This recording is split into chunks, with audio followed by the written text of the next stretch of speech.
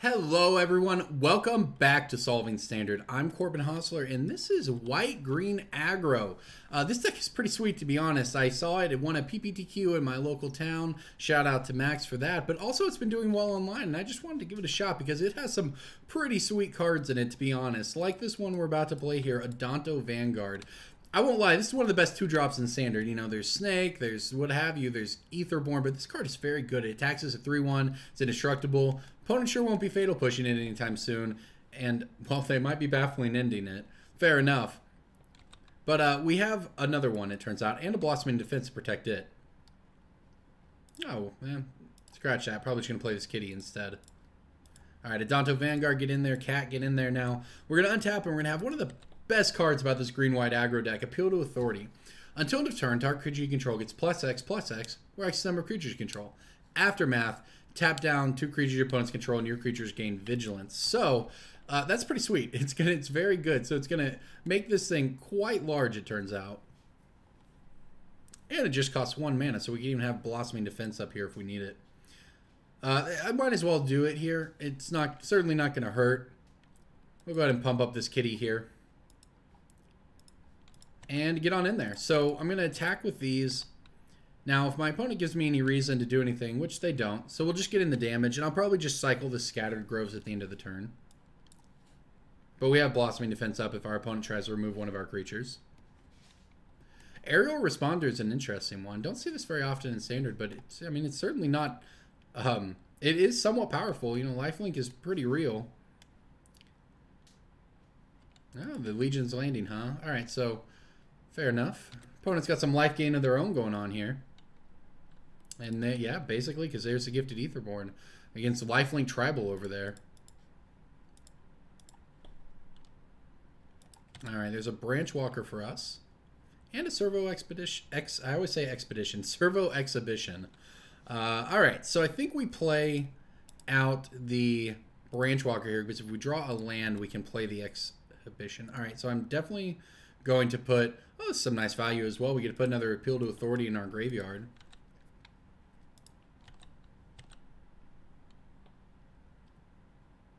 Opponent not going to block. You know, they're getting a bunch of life back on their own, but at least we have this 3-2 Branch Walker to trade with the Aetherborn if they bring it on in here, which they do, because they're going to flip Legion's Landing, which, won't lie, will be annoying to beat through this game, but also it's possible to do so. Appeal to Authority allows us to pump creatures pretty large later in the game. I'll get the Aetherborn off the table, though. It's definitely the scariest. Oh, wow. It really is Lifelink Tribal. There's the Sunmare. Oh my gosh, we're going to die. All right. I don't think I have many outs to that. Well, this seems pretty bad for us, I won't lie. All right, I've got a lot of tokens. I don't think we can beat this. Oh, man. They're definitely going to get each instep. They're definitely... Oh, my gosh. Our opponent is popping off with horsies here. Nay, nay. Oh, my gosh. They have 2, so they're all indestructible. Other horsies you control have indestructible. I guess we're just actually dead. I can block, but it doesn't really matter. Well, you know what? Our opponent actually didn't attack with... Not that I think it really matters. This gives it trample, I suppose? Okay. Oh, this is coming in, so they are going to gain life and get 2 more horses. Yeah, we're dead. Wow. Alright, fair enough. That's pretty awesome, actually. I mean, I could appeal one of our creatures... make it pretty big, but it's just not going to matter. Okay, well then. It's been a minute since I've been Crested Sunmared out of a game. I guess we should board in everything we have that answers that. Which I suppose means Settle the Wreckage and these Ixalan Bindings. Alright, fair enough. I don't think we need the kitty cat here. We probably cut and Appeal to Authority. We're trying to actually win the board here rather than just aggroing out our opponent, I think. We probably cut a Blossoming Defense, I think. And let's go ahead and cut... You know, Hawali actually does seem good if we stall off the board, though.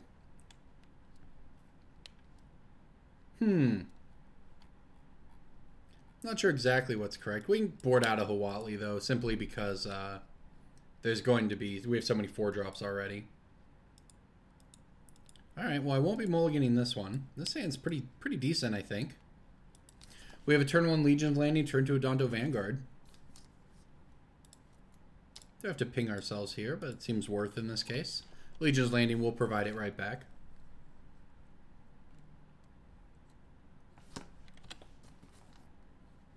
Ah, Servo Exhibition. Okay.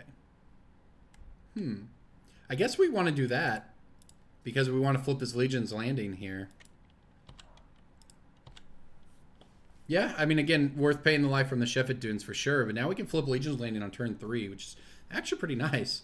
And if we draw an untapped land, well, I have to suicide a creature, but I'd say it's worth it. We did not draw an untapped land because this will come into play tapped, but I am still going to flip this Legion's Landing.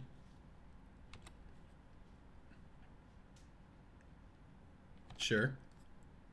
Alright, so we only have 3 mana this turn no matter what we do, so just going to play out the Adonto Vanguard, I think.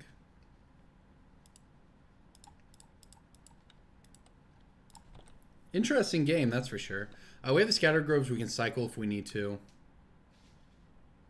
So I could have played Scattered Groves as my tap land there on that turn, and then played Sunpetal Grove untap, but I actually think it's likely we're going to end up cycling the Scattered Groves before this game is over.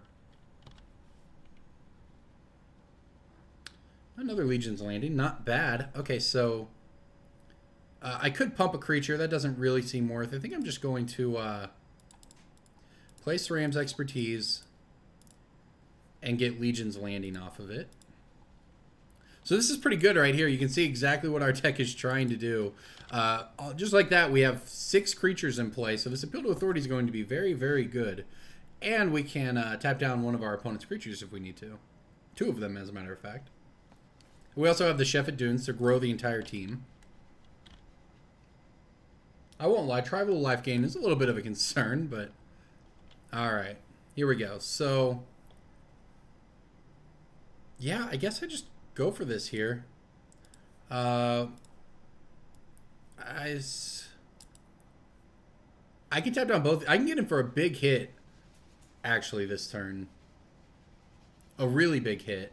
Now, it loses if our opponent has Fatal Push, though. But you know what?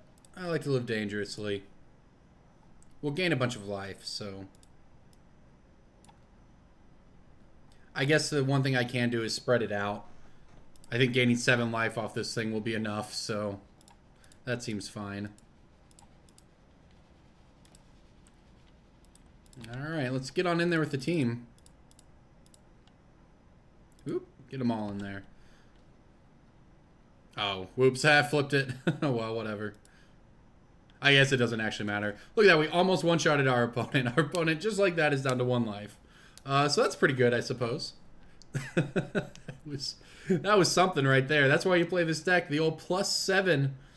I guess it was +6, right? The old +6 to +12 there on that turn. And now what's our opponent going to do? Looks to me like they're in they're in block mode, except, oh, guess what? We have Authority coming out of the graveyard to tap down 2 of their creatures. And just like that, we take it down. That is why you play green-white aggro right there. That is this deck in a nutshell. The old, you think you're having a fair game, and all of a sudden we just crack in for 19 or 20. And look, our opponent played Lifegain creatures that game. That's all they did was play creatures that gained them life, and they still just got nearly one-shotted by our deck. All right, now here we have a much slower hand. I do think I'm going to keep it, though. Our last hand was great, but this one has Ixalan Binding, and being on the draw especially, we're less likely to aggro our opponent out on a mulligan. So let's keep, you know, this is pretty good against their early game, and the Ixalan's Binding will answer the Horsies in the late game that just absolutely crushed us last time around. Do not want to die to Crested Sunmare. Now, the one problem is they do get a horse off of Crested Sunmare before we can Binding it, in most cases. Oh, yes. All right. So, I would say that this Glorybound Initiate does not look very good against Adorned Pouncer. Well, you know, they have to exert it, which is fine. So the question for us here is, do I play the Adorned Pouncer and run it into a So Ixalan's Binding also hits an on-land permanent, so we can actually get the Baffling End later. I think I'm going to play the Servo Exhibition though, because it still does the same thing. They have to exert it to get anything, and this way they can't Baffling End and get rid of our Adorned Pouncer, which has a lot of value trading in combat. I'm just going to take this hit. Our opponent's deck is sweet, actually. I won't lie. Crested Sunmare is a heck of a card. And there's Aerial Responder. SRAM's Expertise for us, huh? All right. Well, I guess we might as well play it out now. We don't have a ton going on here, but SRAM's Expertise is going to fill our board and make the Shefet Dunes very strong. The only problem for us is just how much life our opponent's going to have by that point of the game. And because of the stupid vigilance on that thing, we're actually not doing much right now. Can't attack. I guess I could. I could attack with this, and if they kill it, I get Eternalize it next turn. Is that good? No, because this is the turn that they play Crested Sunmare, and we have to play Ixalan's Binding on it to not die. Meanwhile, we are on a... Ooh, Arch of Erazka, you say. I wonder if that would be good in our deck. One of in our deck.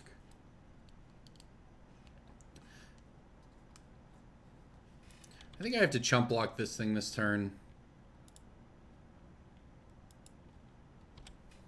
Can't take any more damage than necessary here because we don't have a lot of answers to this. And there's the horse. So this is not ideal for us.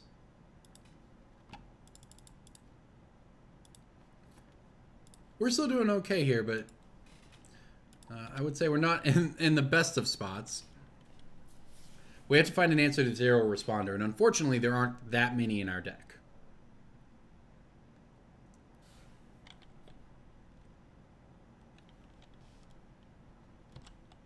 Alright, I think I'm throwing away the Adorned Pouncer this time around because we will get closer to Eternalizing it here.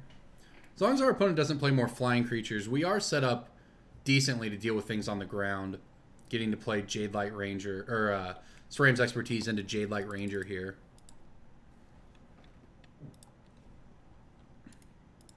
This should hopefully dig us to some relevant cards. Oketra, huh? Actually, don't think Oketra's very good here. And it's certainly not bad. It deals with everything on the ground, but not until next turn. And we still die to the Aerial Responder. I think we just have to find answers to Aerial Responder. I guess we may as well keep this one.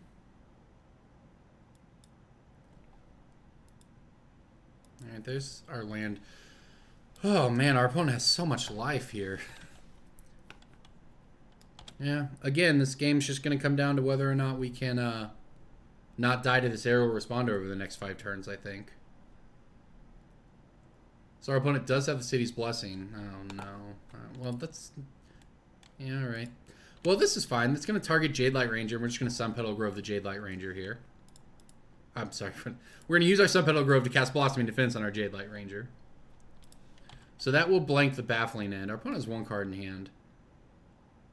5 mana draw card. Well, they're not doing it quite yet here.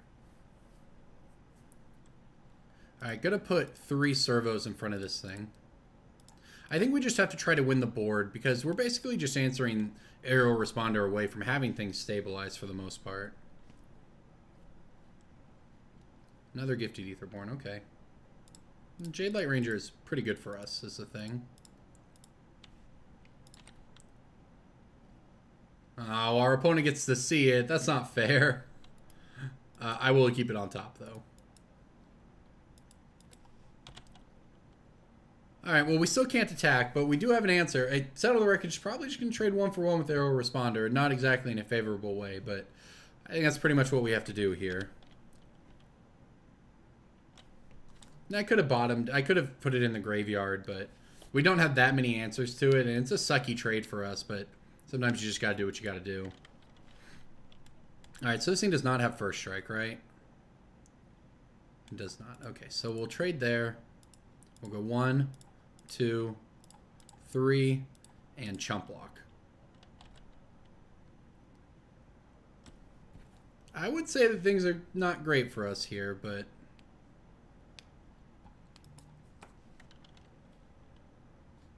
I could also get the Adorned Pouncer back. I think that seems better. It's slightly more mana efficient here. Opponent's at 46 life, no cards in hand, but has a City's Blessing for Arch of Araska. Things aren't great for us.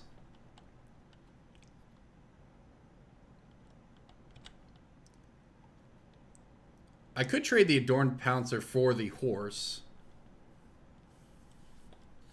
I think I'll just chump block it, though, because we can actually crack back with the Adorned Pouncer, and our opponent can't attack with the horse next turn. Oh my gosh. Our opponent's drawn pretty well, I won't lie. That was quite the top deck. We were in this top deck war here, and we were almost out of it, but we're not going to beat that card. As a matter of fact, we just literally cannot beat that card. Alright, well, I guess we're dead. Nice draw. Our opponent's deck is sweet. I could play this because I can get one more hit out of it. I can take one more. Well, no, this thing flies too, huh? No. Yeah, we're just dead. That was pretty we literally just died, I guess. All right, what did they reveal? Another Twilight Prophet. Well, our opponent got to 52 life and we got to 0, so I guess that they earned it there. Oh man, we weren't getting anywhere. I don't know about that matchup. That was certainly a fun one to play, though. So thank you for watching, everybody. I'm Corbin Hosler, and this is Solving Standard.